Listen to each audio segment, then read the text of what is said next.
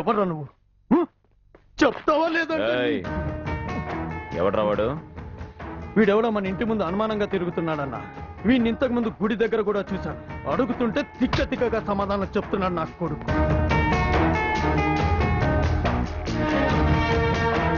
చెప్పన్నా, ఏం చేద్దాం వీడిని?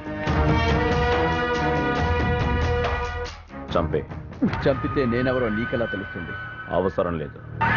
కానీ చెప్పాల్సిన అవసరం నాకుంది. నేనెవరో తెలిసిన తర్వాత నీ కళ్ళల్లో భయం పుట్టాలి. అది తెలిసి చిన్నగాడు పండగ చేసుకోవాలి. చిన్నగాడ? వాడెవడు?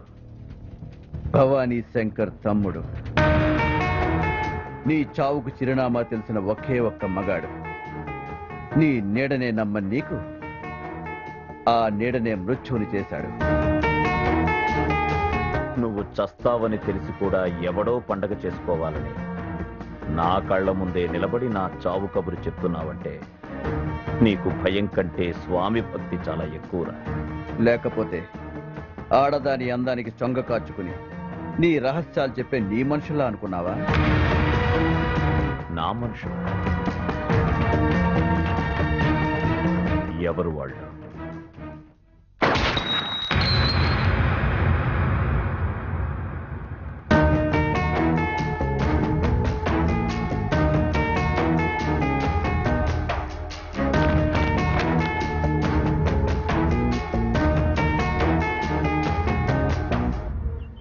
ఇంతలా కళ్ళు మూసుకుపోయి ఎలా ఉన్నానురా? ఆడది నాకు తెలుసురా. ఆడది తలుచుకుంటే సామ్రాజ్యాలే కూలిపోతాయి. ఇంత నమ్మకంగా ఉన్న ఆ రాఖీగాడే దానికి లొంగిపోయాడంటే అది మామూలు ఆడది కాదురా. చందు, కొంపతీసి నువ్వు కూడా దాని మాయలో పడి అన్నా, ఎవరిని నమ్మాలో ఎవరిని నమ్మకూడదో అర్థం కావడం లేదురా. అర్థమైందన్నా. నా మీద నీకు అనుమానం కలిగే పరిస్థితి వచ్చిందంటే దానికి కారణం కూడా అదే.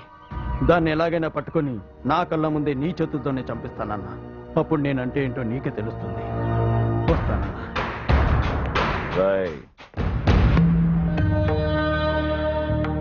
దాని చావుని చూసి మళ్ళీ ఈ పార్థసారథికి శత్రువుని పుట్టించాలంటే ఆ భగవంతుడికే భయం పుట్టాలి. ఎప్పుడు ఆ పార్థసారథి గాడికి భయం మొదలై ఉంటది. ఆ భయంలోనే తప్పటడుగేస్తాడు.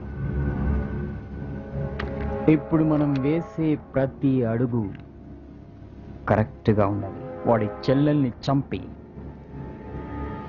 మై డియర్ బ్యాంకాక్లో నీతో పండగ చేసుకోవాలని ఉంది.